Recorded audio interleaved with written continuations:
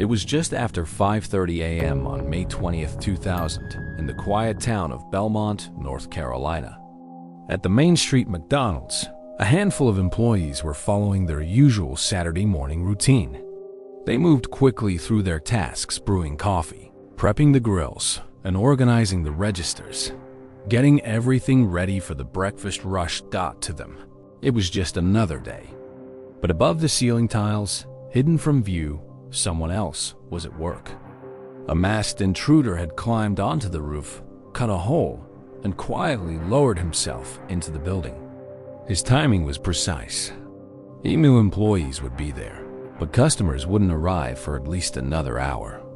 The workers froze when he landed inside the restaurant, rifle in hand. Shock turned into fear as they realized they were being robbed.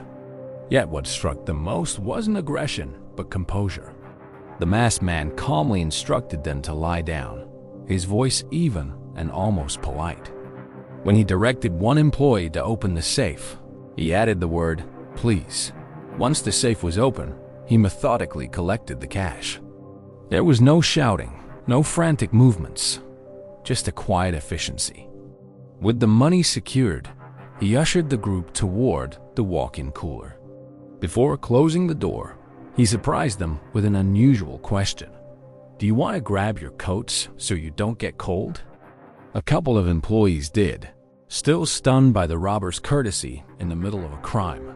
Moments later, the man slipped away, vanishing into the early morning. None of the employees were harmed, though all were shaken. But as investigators would soon confirm, they had just crossed paths with a man who was already notorious in several states. His name was Jeffrey Allen Manchester. Police knew him by a different title, Roofman, sometimes called the rooftop robber. He'd been striking businesses for months using the same unusual method, entering through the ceiling, taking the cash, and locking employees safely in a cooler or storeroom before fleeing. The Belmont robbery was just one chapter in a story that was about to get far stranger than anyone could imagine. What began as a string of fast food heists would soon spiral into a tale of escape, reinvention, and deception so bizarre it sounded more like a Hollywood movie than real life. This is the story of Roofman, the courteous criminal who robbed McDonald's through the ceiling, built a secret hideout in a toy store, and lived a double life that fooled nearly everyone around him. To understand how Jeffrey Manchester became Roofman, we need to step back almost a decade before his first robbery. Born and raised in Rancho Cordova, California, Manchester appeared on the surface to live a fairly ordinary life. He attended Cordova High School, graduating in 1991. Friends and teachers described him as bright, funny, and athletic. Nothing about his teenage years suggested that he would go on to become one of the most unusual criminals in the country. After high school, Manchester joined the U.S. Army Reserves. Military life suited him. He trained at Fort Bragg in North Carolina and Fort Campbell in Kentucky, receiving specialized instruction in airborne operations, air assault tactics, and artillery.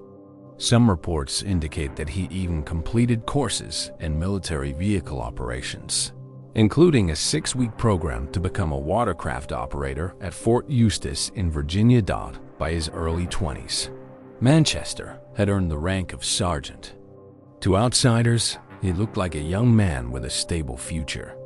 He married, had 2 children, and settled into family life. But behind that picture-perfect exterior, his marriage was faltering. By the late 1990s, the relationship had unraveled, leaving Manchester separated from his wife and living apart from his kids. It was during this period of isolation that something in him shifted. Perhaps it was financial pressure, perhaps a hunger for thrill, or perhaps the disillusionment of a failed marriage. Whatever the cause, Manchester began channeling his military training into something very different from what his instructors had intended. In November of 1998, he carried out his first known robbery. That single crime marked the start of an audacious spree that would last nearly 2 years. Over time, Manchester allegedly robbed more than 40 businesses across 9 states. His targets were carefully chosen, and though he occasionally hit grocery stores or video rental shops, his favorite was always McDonald's. There was a reason for that. McDonald's restaurants had almost identical layouts. Their routines were predictable, their safes easy to locate, and their staff schedules consistent across locations. To a man with Manchester's tactical mindset, they were perfect targets. He didn't need to waste time scouting unfamiliar buildings. He already knew the blueprint. As the robberies continued, a strange pattern emerged. Witnesses often noted that the masked man seemed unusually polite. He didn't scream at employees or point his weapon at their heads unless absolutely necessary. More often than not, he would make a small joke or even apologize for the inconvenience. In one case, after locking staff inside a cooler, he quipped, "At least you get the rest of the day off." Still, no matter how courteous he was, his actions caused enormous stress for the people he targeted. And while he left employees physically unharmed, he stole tens of thousands of dollars from the restaurants he hit. By the year 2000, police estimated he had taken roughly $100,000. Law enforcement across multiple states began to notice the similarities in the crimes. Entry through the roof, use of a rifle, the employees corralled into the walk-in cooler. It became clear that one man was responsible, but knowing he existed and catching him were two very different things. For now, Roofman remained a mystery, taunting investigators as he struck again and again without leaving a trace.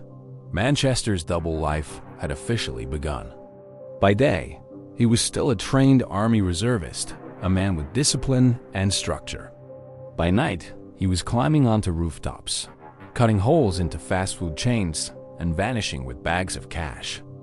And while he might have seemed unstoppable, it was only a matter of time before his overconfidence led to a mistake. By the end of 1998, police departments across several states were beginning to pick up on a troubling trend.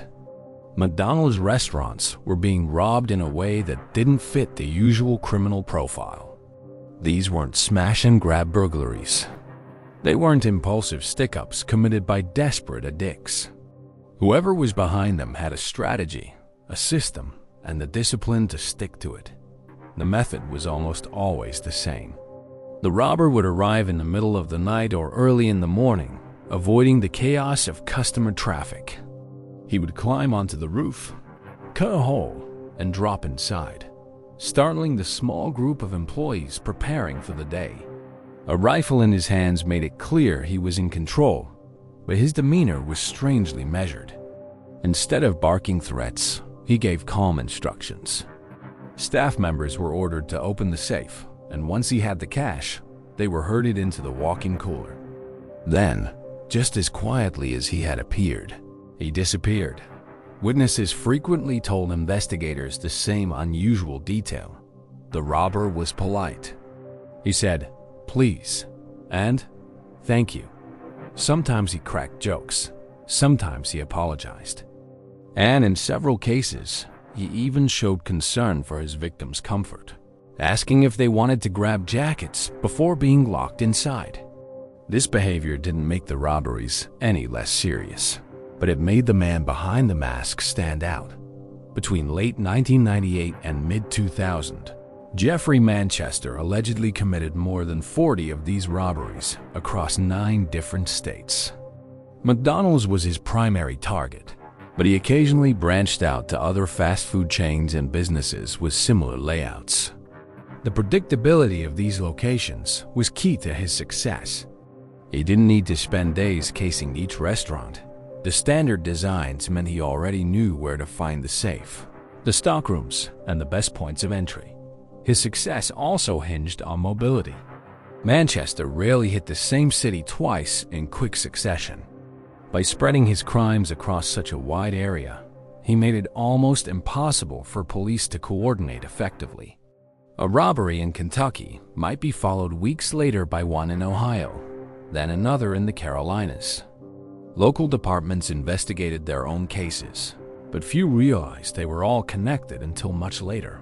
Despite the robbers' careful planning, law enforcement eventually noticed the consistent hallmarks: entry through the roof, the use of a rifle, employees locked in a cooler, and the robber's oddly courteous behavior. The press began dubbing him Roofman or the rooftop robber, nicknames that stuck as the story gained traction in the media. For police, the polite robber was a nightmare. He left behind few clues, struck fast, and vanished before officers could respond. Even surveillance footage was unhelpful. Always wore a mask, gloves, and baggy clothing to obscure his identity. Witnesses could offer little more than generalities. Average height, medium build, nothing distinctive. Asterisk. Still, every criminal makes mistakes eventually. Manchester's downfall came not from carelessness, but from ambition. After dozens of successful robberies, he decided to push his luck further. In May of 2000, he struck 2 McDonald's in the same night in North Carolina. That double hit, though profitable, placed him directly in the crosshairs of investigators who were already zeroing in on his pattern. For nearly 2 years, Roofman had been a phantom. He had stolen around $100,000, terrified countless employees, and embarrassed law enforcement with his ability to slip through their grasp. But now, the walls were closing in. Police were about to get. By the spring of 2000, the Roofman mystery had captured headlines in multiple states. Police officers in North Carolina were particularly alert after a string of robberies that bore the same unmistakable trademarks: entry through the ceiling, employees quietly ushered into a walk-in cooler, and a masked gunman who was almost unnervingly polite. For nearly 2 years, Jeffrey Manchester had managed to stay one step ahead of investigators. But his decision to rob 2 McDonald's in one night in May 2000 proved to be his undoing. The robberies occurred just miles apart, and this time, law enforcement had already begun pooling their resources, recognizing that they were hunting the same man. The double hit created a sense of urgency. Detectives realized Roofman was growing bolder, and that overconfidence might leave him vulnerable. In the days following the Belmont robbery, investigators pieced together leads. Witness statements, timing, and the familiar method pointed to a single suspect. Before long, Manchester's name surfaced. His military background, his presence in the area, and his past movements lined up too closely with the string of crimes to be ignored. It didn't take long for authorities to close in. On May 22, 2000, just 2 days after the Belmont heist, police tracked Manchester to a motel room in Charlotte, North Carolina. When they made entry, they found their suspect lying low with items that tied him directly to the robberies. He was taken into custody without incident. The arrest of Roofman was headline news. Reporters swarmed to cover the bizarre story of the courteous fast food robber.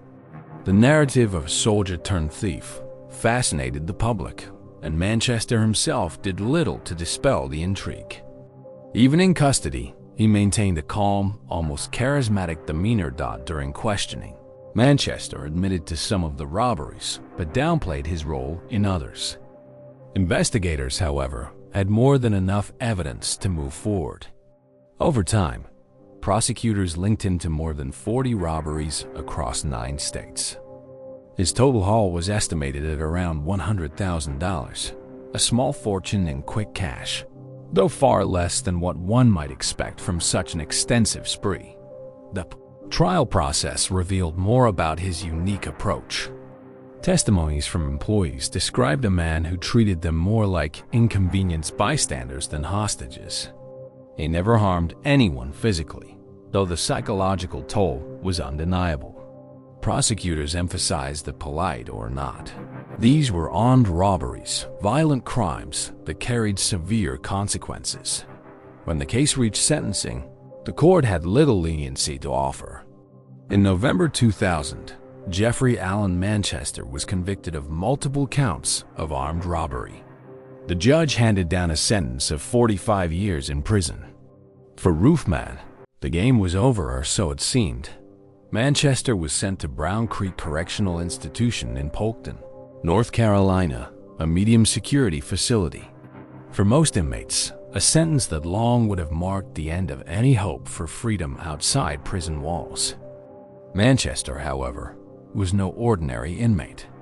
Behind his friendly smile and calm demeanor was the same ingenuity and patience that had allowed him to rob dozens of restaurants without getting caught. For a while, it seemed like Manchester had accepted his fate. He kept a low profile, serving his time without drawing much attention. Guards and fellow prisoners described him as polite, even likable. But beneath that exterior, he was already analyzing, already planning. His time in the army had taught him discipline, problem-solving, and persistence.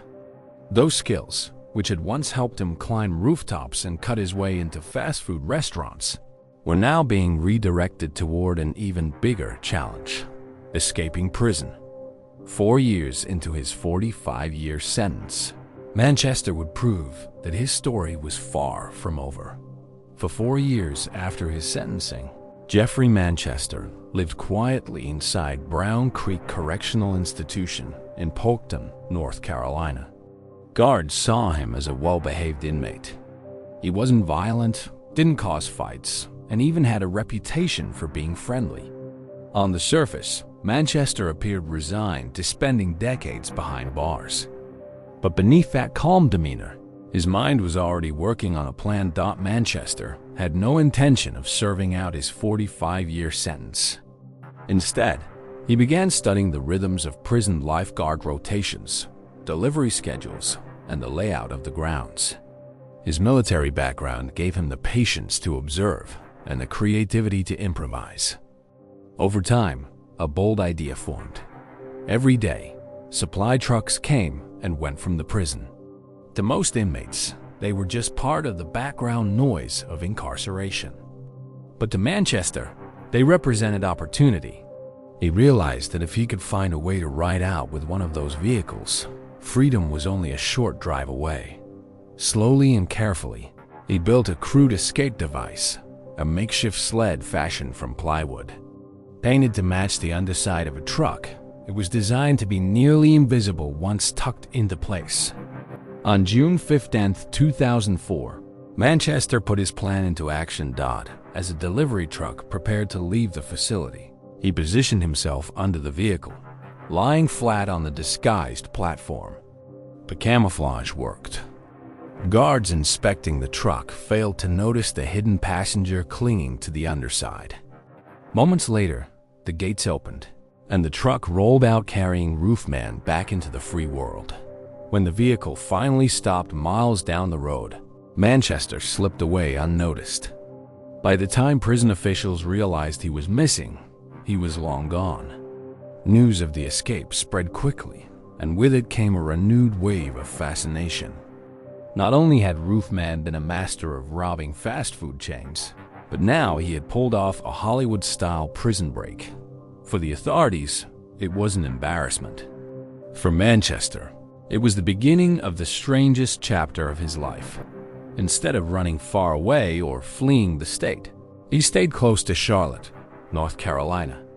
And it was here that his story took an even more bizarre turn, because rather than living on the run in the shadows, Manchester built himself a secret life in the walls of a Toys R Us. After slipping out of prison in June 2004, Jeffrey Manchester had every reason to disappear. He could have fled the state, changed his identity, and lived quietly to avoid capture. But instead of running, he made a decision that was equal parts ingenious and bizarre. He stayed in Charlotte, North Carolina, and turned an abandoned section of a shopping center into his personal hideout. His base of operations was a Toys R Us store. Behind the shelves stacked with dolls, video games, and bicycles, Manchester discovered unused crawl spaces and storage areas. Using the same resourcefulness that had fueled his robberies, he carved out a hidden living space. He decorated the walls with Spider-Man posters, installed a mini basketball hoop, and even rigged up baby monitors so he could listen in on store employees. From his hideout, he could watch the rhythms of the store unfold. At night, when the lights went off and the doors were locked, he slipped out to raid the snack aisles, helping himself to chips, candy, and soda. He even tried out the bicycles, riding them around the empty store like a kid after hours. To the employees who worked there during the day, nothing seemed out of the ordinary. But all the while, Roofman was living just a few feet away. Unseen. Manchester didn't just stop at hiding. He also began plotting. He drilled holes in the walls that allowed him to spy on neighboring businesses, including a circuit city. From these vantage points, he studied store security and rehearsed possible break-ins. His ultimate goal was to rob the Toys R Us itself, a heist that would give him cash and perhaps allow him to move on. But as strange as his life inside the store was, Manchester also started stepping outside. He attended services at a nearby church under the alias John Zorin. There, he struck up a relationship with a woman who had no idea she was dating a fugitive. To her and the congregation, he was simply a charming, soft-spoken newcomer trying to build a fresh start. For months, Manchester balanced this surreal double existence: respected church member by day, hidden fugitive living inside a toy store by night. It couldn't last forever, but while it did, it was one of the strangest fugitive hideouts law enforcement had ever encountered. By late December 2004, Jeffrey Manchester had been living inside the Toys R Us for months. His hideout was secure, his routine polished, and his confidence was growing.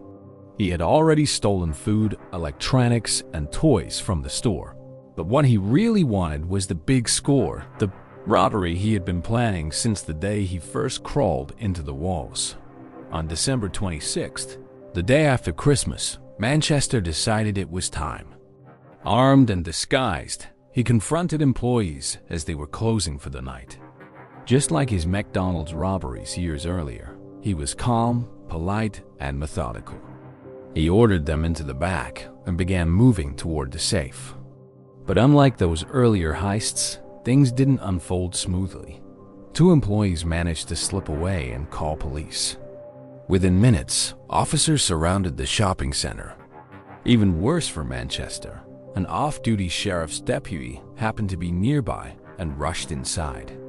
In the chaos, Manchester struck the deputy, grabbed her weapon, and bolted. It should have been the end. The store was surrounded, employees were safe, and police believed the robber was trapped. But Manchester wasn't just a robber, he was an escape artist. Using one of his secret trapdoors, he disappeared into the hidden tunnels between Toys R Us and the adjacent Circuit City. By the time officers searched the store, he was gone. Investigators found evidence of his hideout's holes in walls, baby monitors, even piles of stolen merchandise, but they didn't uncover the fully built secret room he had created. To the public, the idea of someone secretly living inside a toy store was bizarre, almost unbelievable. To police, it was both impressive and frustrating. Manchester had slipped away again, but this time his luck was running out. For days after the Toys R Us robbery, Charlotte police combed through the store and the surrounding shopping center. They found holes cut into ceilings, discarded food wrappers, and a stash of stolen merchandise, but Manchester himself was nowhere in sight. It almost seemed like he had vanished into thin air. Then, on January 2nd, 2005, an officer doing a more thorough inspection of the abandoned Circuit City next door made a startling discovery. Hidden beneath a stairwell was a concealed trapdoor. Behind it, investigators uncovered one of the strangest fugitive hideouts they had ever seen.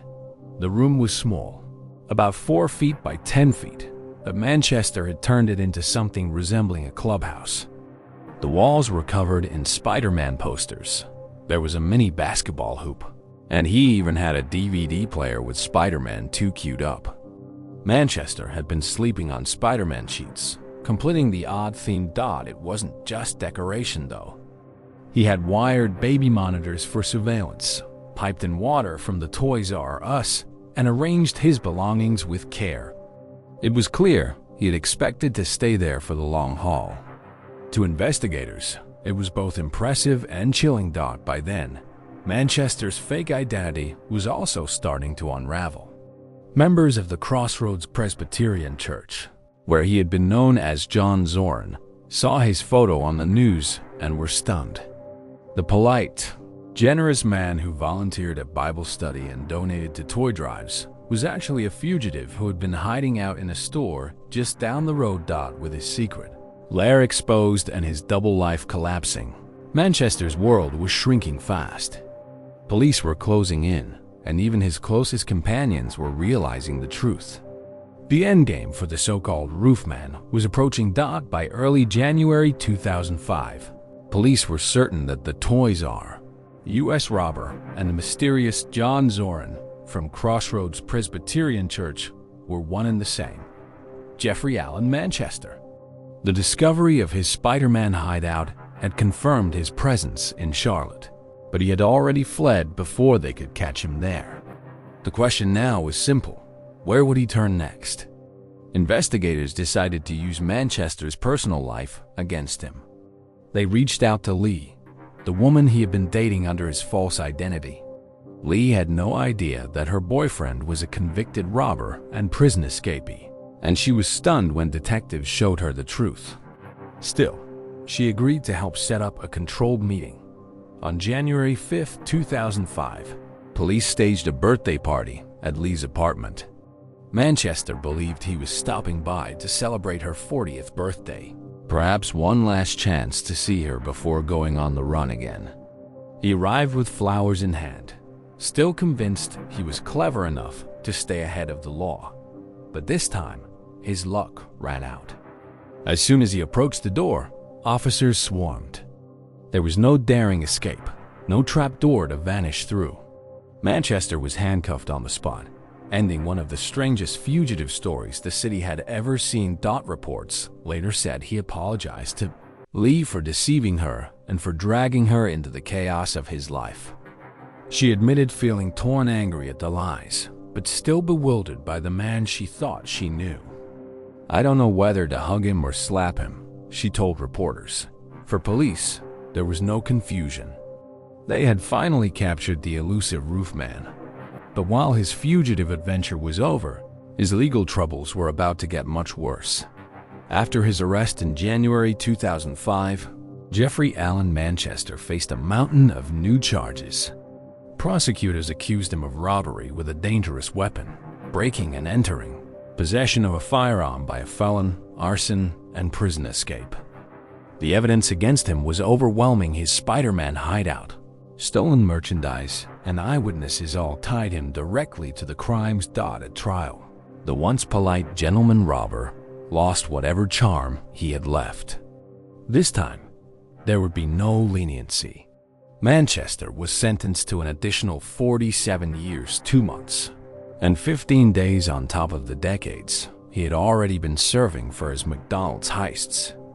His projected release date was set for December 4th, 2036. Unlike his earlier years in custody, when he had maintained spotless records and played the role of model inmate, Manchester's post-recapture behavior told a different story. Prison records list multiple infractions, including at least 2 further escape attempts. Even behind bars, the Roofman never seemed able to shake his obsession with breaking free. To law enforcement, his story is remembered as a bizarre mix of military discipline, criminal cunning, and childlike fantasy. To the public, it almost seemed like a movie: an escaped robber secretly living in a toy store, decorating his hideout with Spider-Man posters, and balancing a double life as a church volunteer. In the end, Jeffrey Manchester never hurt anyone seriously, but his crimes left a lasting mark. He showed how routine, patience, and observation could turn even fast food restaurants and retail stores into vulnerable targets. And though he will likely spend the rest of his life in prison, the name Roofman continues to echo as one of the strangest chapters in American true crime history.